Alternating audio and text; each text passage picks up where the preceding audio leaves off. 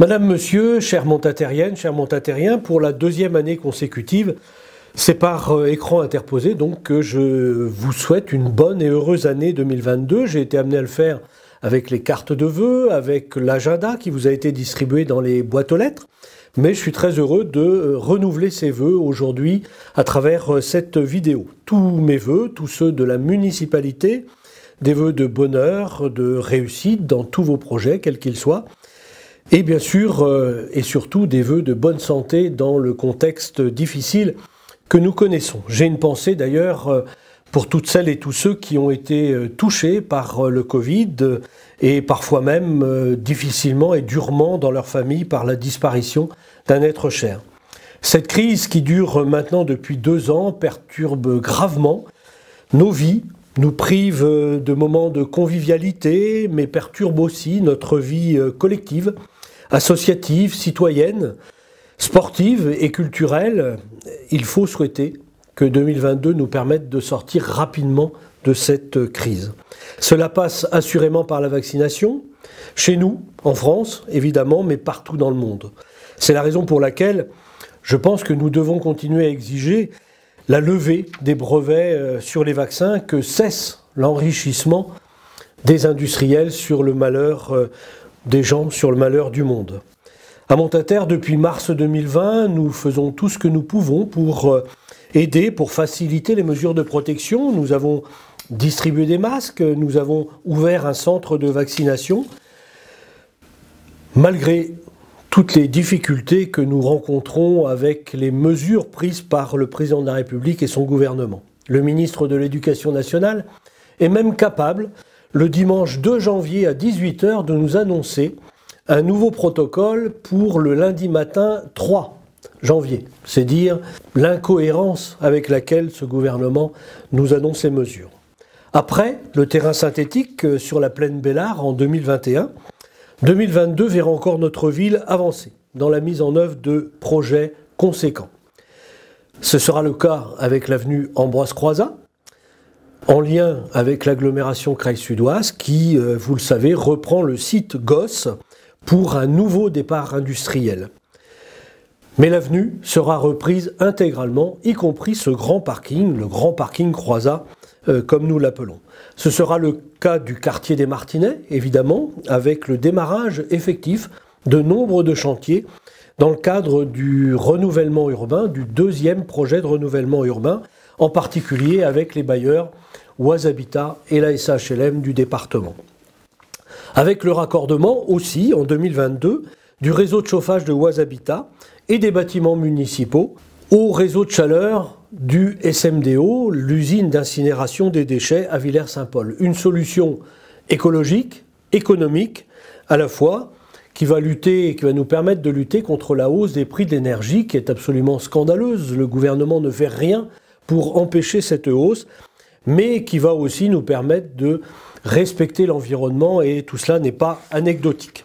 Ce sera aussi le cas avec le lancement, en ce début d'année, d'un nouveau service inscrit dans le projet municipal, expérimenté durant le premier confinement, le portage de repas à domicile pour une trentaine de retraités, en espérant que cette année 2022 nous permettra de renouer avec le repas annuel des retraités et le voyage. Ce sera aussi le cas avec la construction de logements pour les seniors, près de l'école Henri Vallon, de nouveaux logements en centre-ville, près de la mairie, et dans les rues, dans le prolongement de la rue Robert-Train et dans la rue Jean Jaurès. Vous le voyez, notre ville bouge, elle se construit, se reconstruit sur elle-même, elle grandit, et en 2020, la population est passée à 13 800 habitants. Pour toutes celles et tous ceux qui pensent que cette ville est un enfer dans lequel on ne peut pas habiter, eh bien, nous avons la démonstration qu'il y a des gens qui veulent venir habiter dans notre ville, ils sont les bienvenus. La dynamique de notre ville, c'est aussi sa jeunesse, une jeunesse éprouvée, durement, elle aussi, par la crise sanitaire, que nous nous attacherons à soutenir à travers toute une série de projets, à travers des actions menées en particulier dans le cadre de la cité éducative et évidemment à travers toutes les politiques municipales. 2022 sera une année d'élection, vous le savez, importante pour notre pays, mais aussi pour notre collectivité, évidemment.